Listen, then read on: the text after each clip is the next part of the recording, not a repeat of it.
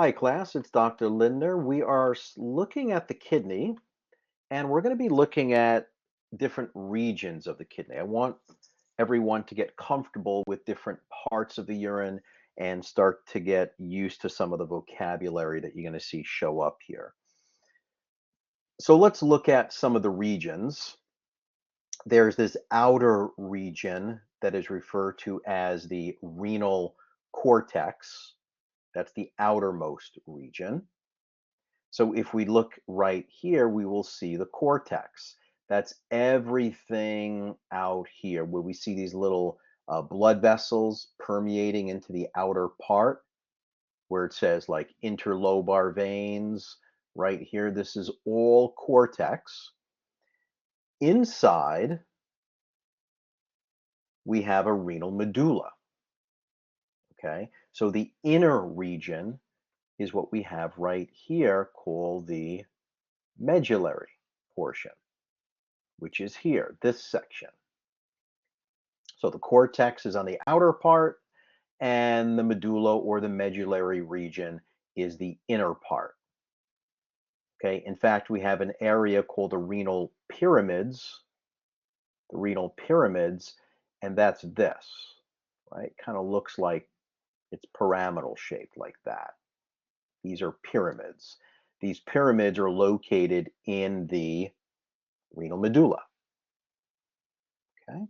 Then we have renal pelvis, a renal pelvis, which is going to be right here off to the right. And I'll show you what leads up to the renal pelvis. Let's take a look here. I'll see if I can change the color here for a second. Let me make this, I'm going to convert it to black for a second. So I'm going to refer to this right here as number one. This is number one, number one, number one. So all these number ones are referred to as the minor calyx. And then these minor calyx dump into, off to the right here, we'll call it number two, the major calyx. So right here, that's a number two, that's a number two, that's a number two. So the minor calyx, think of it as like a funnel, right? It's collecting urine or the filtrate from what's produced here. It's going to dump it into number one, and all these number ones, which are minor calyx, will dump it into number twos, which is a major calyx because it's larger. After that, it takes us to number three, which is more dilated and more open. That's the renal pelvis. And then after the renal pelvis, we'll call this number four. That's the ureter. So the flow of what's produced, which is going to be what we're excreting, the urine, that's produced here in these pyramids mostly, a little bit in the cortex, a little bit in the pyramids. That's where the nephron is going to be. It's microscopic, so we can't really see it here. But what it produces, it's going to push it into number one, the minor calyx, into number two, the major calyx, into number three, the renal pelvis, and into number four, the ureter. And we know that the ureters, one on the right, one on the left, will eventually lead into the urinary bladder. And then the urethra is the exit. Now, I also want you to see, since we're looking at this picture, the renal artery.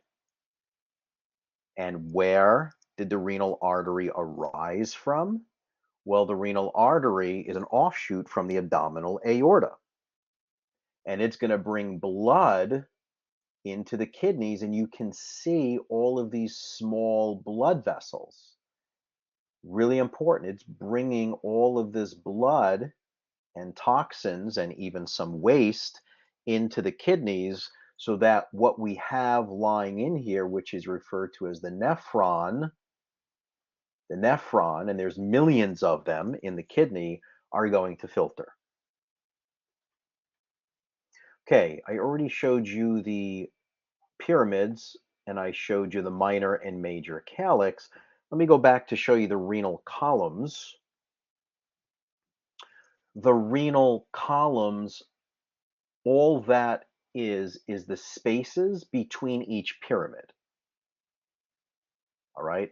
So here's a pyramid, here's a pyramid. The space between it, that's a column.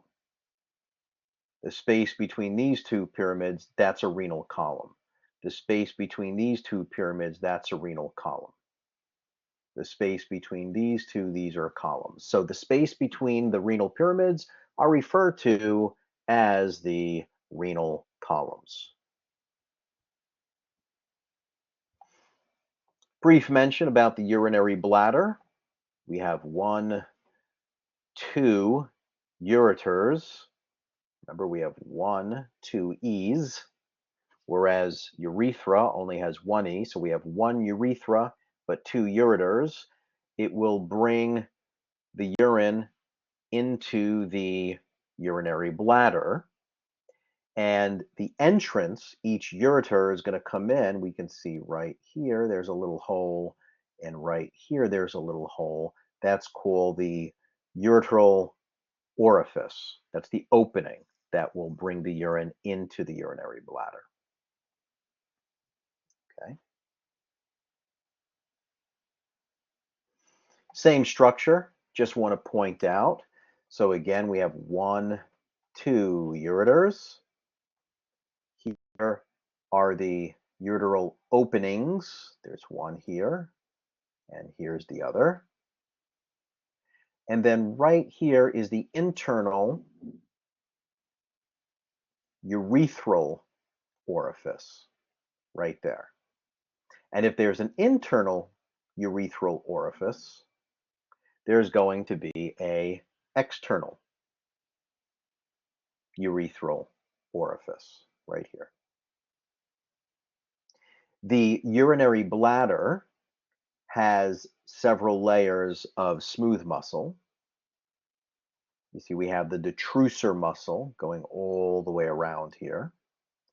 And these cells, if you think back to the type of cells that we have here, right, when cells come together to make tissues, but if you think back to epithelium, how there was squamous cell epithelium, cuboidal cell epithelium, columnar cell epithelium, and then remember there was transitional epithelium. That's what we have in the urinary bladder, transitional, because the cells change shape depending on whether the bladder is distended or not. It can alter in shape. Okay. The trigone is this right here, 1, 2, 3, this triangular area, triangular area, 1, 2, 3. That's what makes up the trigone. Okay. Let's see, right here, the external urethral sphincter. This is voluntarily controls the opening and closing of the urethra, right here.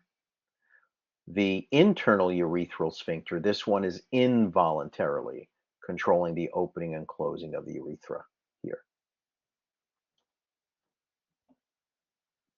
The urinary bladder wall, we said it's 3 layers. Well, I didn't say it was 3, but we said it's smooth muscle. It's many layers, but it's 3 layers. We call it the detrusor muscle, and the mucosa is made up of, as I mentioned before, the transitional epithelium. The walls are thick and folded in an empty bladder, but the bladder can expand significantly without increasing lots of internal pressure. We showed you both the internal and the external urethral sphincter. The external one is voluntary, whereas the internal one is involuntary. And to review that term micturition, which means urination, The discharge of urine involves voluntary and involuntary muscle contractions because of those sphincters. The stretch receptors will trigger a spinal reflex, and we can learn to override and control that in childhood, right? When that frontal lobe starts to develop, we can override that reflex a bit. The urethra is going to carry the urine from the internal urethral orifice to the exterior of the body. In males, the urethra doesn't just carry urine, but that same ductwork or tubing, that urethra, also is responsible for discharging semen and sperm. The gender differences between male and female urethra, let's look at the differences in length. So in the female, it's only about 1 inch. In the male, that urethra could be up to 8 inches long. In females, it's along the wall of the vaginal area. In the male, it's not just through the penis, but it goes up through the prostate. I'll show you a picture of that so you can get a better visual of the structural differences. In the female, it's going to carry urine, but in the male, yes, it carries urine, but it's also the passageway for semen and sperm cells. So if we divide this, and on the left-hand side, we're looking at the male, and on the right-hand side, we're looking at the female. And what we're going to do is compare the urethra. If we look on the right-hand side and we look at the urethra in the female, pretty short. The urethra is 5 times longer in the male than in female. Let's look at it on the male side. So here we have the spongy urethra. Then we come up here, intermediate urethra. We come up here through the prostate, prostatic urethra, right? So it's much, much longer. Here's the prostate gland right here. We could see that the urethra travels through the prostate. And this is why when men have prostatitis or an enlarged prostate gland, when the prostate enlarges, it just doesn't expand outward, doesn't just expand and grow outward, it actually grows inward. And when it grows inward, it compresses and squeezes on the prostatic urethra. So when the urinary bladder is filled or not as filled, they definitely feel the sense of urgency, but they can't let the urine down.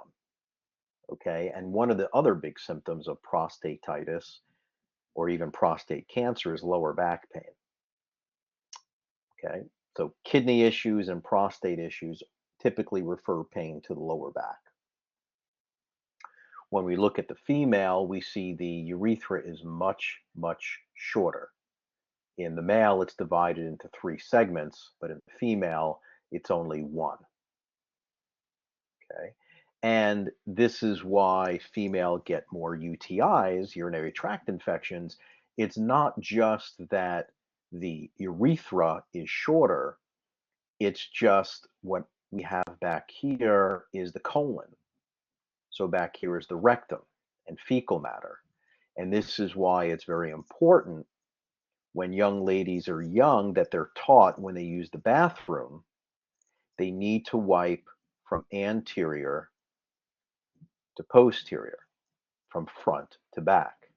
Because if they go to the bathroom and they wipe from posterior to anterior, you could be bringing bacteria from here to here. Okay, and that's how a lot of UTIs happen. It happens often just from undergarment wearing, maybe the wrong type of undergarment, sitting, standing, you get this rubbing effect, and you can get bacteria that can easily be transferred from here to here. Doesn't take too much. Okay. Okay, good place to take a break. When we come back, we'll get into some other basic anatomy of the kidney.